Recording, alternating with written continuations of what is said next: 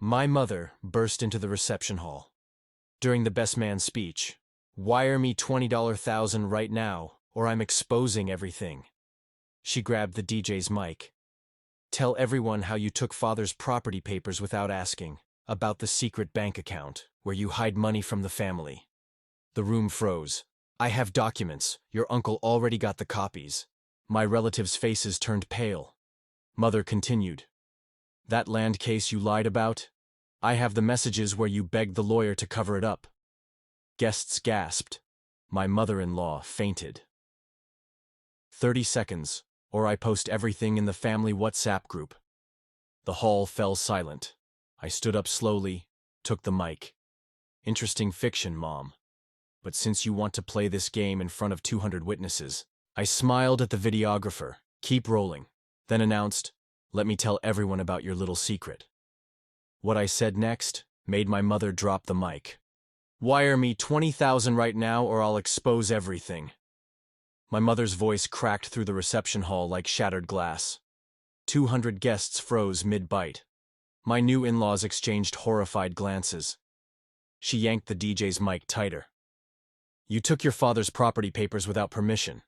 You think I don't know about the secret account where you hide money from the family?" Gasps. Chairs screeched. I stayed seated. My palms rested flat on the white tablecloth. Her eyes cut toward me. "You want to play innocent, Kaylin? Tell everyone what you really did." "My name is Kaylin Rives.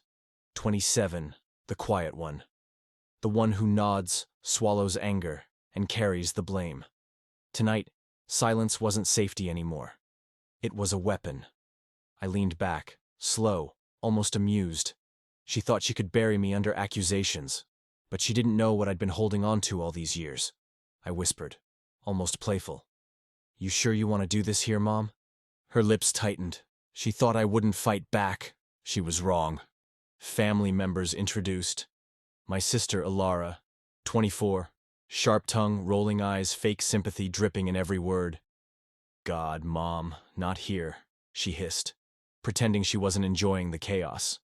My uncle, Merrick, mid-40s, the dealer of secrets, leaning back smug like he'd already won. "You heard her, boy?" he said. "Answer." My father, Jonas, stone-faced, pretending the family wasn't crumbling under his watch. He waved me off like an annoying fly. "Just sit down, Kaylin. You've embarrassed us enough." But it was my Aunt Vera who looked the most nervous. She wouldn't meet my eyes.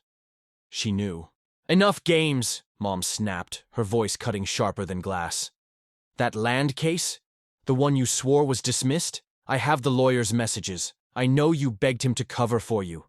Gasps rippled through the hall. Forks clattered, glasses tipped. My mother-in-law fainted into her chair with a soft moan. Alara leaned forward, laughing cruelly. "Knew it. Knew he'd ruin everything. You always act clean, but you're rotten." I didn't even flinch. I just turned my gaze to Vera. Her wine glass trembled, the red liquid quivering like blood. One mistake, one nervous glance, and I caught it. Her lips tightened.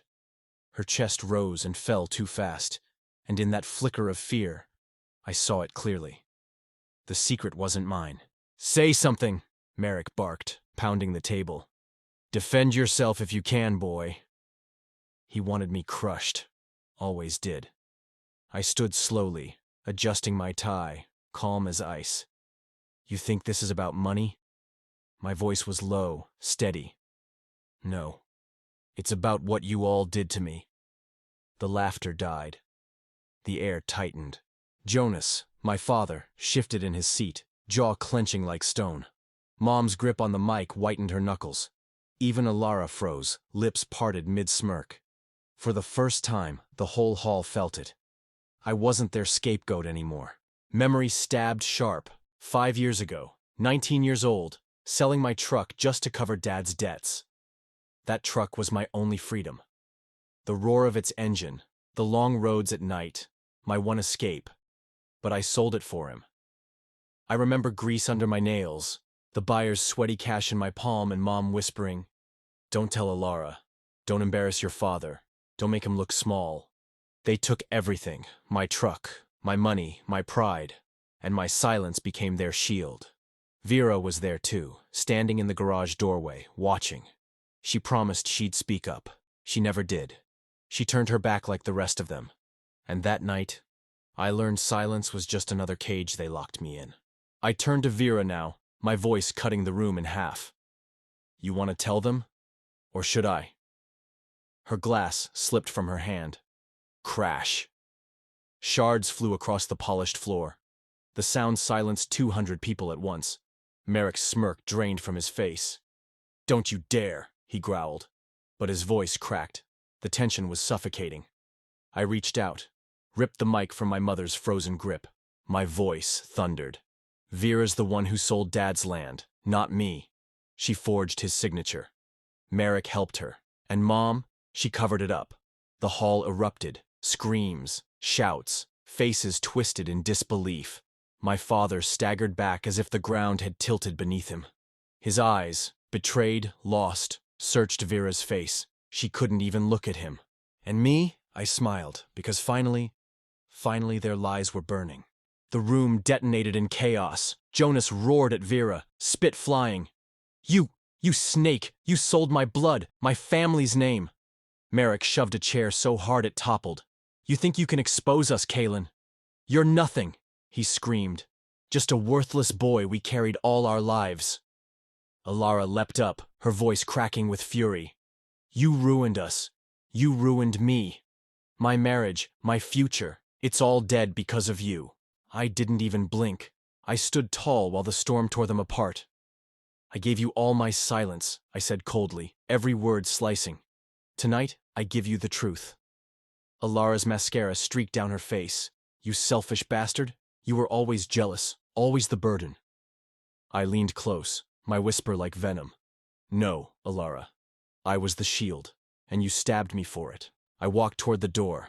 Not fast, not dramatic, just steady, like I'd been waiting years for this. Behind me, my family crumbled. Vera sobbed, collapsed against a chair. Dad shouted until his voice broke raw. Mom sat frozen, staring at her empty hands, the mic gone, her control shattered. Then I heard it. Alara's voice, softer than I'd ever known it. Kaylin. Wait. I turned. She wasn't cruel anymore. She wasn't mocking. She was small, broken. Tears streaked her cheeks. I'm sorry, she whispered. The hall went dead silent, waiting for me to forgive her. But I just shook my head. They'll never see me the same again. And I don't need them to. And with that, I turned my back. Later that night, outside under the cool September air, I finally breathed. Silence wrapped me. Not their silence, not the cage they built. Mine. For the first time, it belonged to me. Somewhere inside, someone cried my name. Somewhere else, someone cursed it, but none of it chained me anymore. I looked up at the night sky, the stars sharp and endless. For the first time, I whispered to myself, I don't carry their weight. And with that, I walked forward. Not fixed, not whole, but free. If you were in my place, would you forgive?